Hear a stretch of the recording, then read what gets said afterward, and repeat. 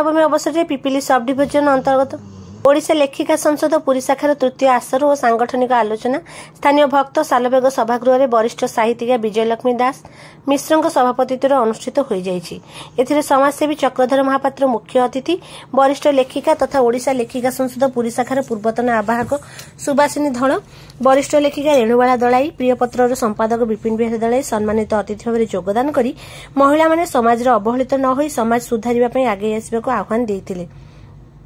प्रवासिनी मिश्र संयोजन में प्रतिभा दास, तृप्ति पंडा, रेणुबाला दलाई, सुभाषिनी धल, अन्नपूर्णा देवी, सरोजिनी साहू, सत्यभामा नायक प्रमुख स्वरचित कविता पाठ करथिले।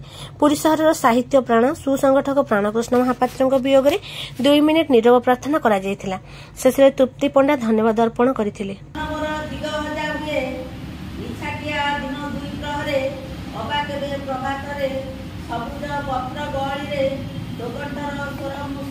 मनरे मो मधु बसी जाए, मनरे मो मधु बसी जाए।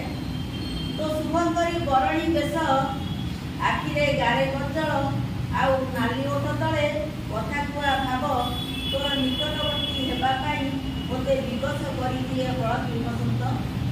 तू कहिबु बा मु कहिबी किछि, मंगलर शुभ बेला जाइछि कि गड़ी, सेतिपाई कपिटिए होई दुर्ग वार्ड को आसी तोते केबे देखिदेले, तोते देखी केते भाव आसे, हेले मोते देखु देखु तू लुचि जाऊ मो बिरसरे फेरे।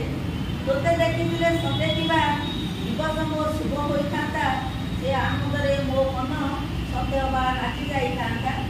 आज किंतु सेदिन तो नाही, सहरी धुआ धुमाଳରେ तोते आज खोजी पाए नाही। चुरी अतीत को खाली स्वप्न परी चोराबादी परिवेश बदली जाइछि सिना, मो मन तो जाइनी बदली। मो पाई काहे तू जाउछु दूरेई, मो पाई काहे तू जाउछु दूरेई। क्षणक पाई हेले भी देखा दे हळदी बसंत, ए कोलाहलमय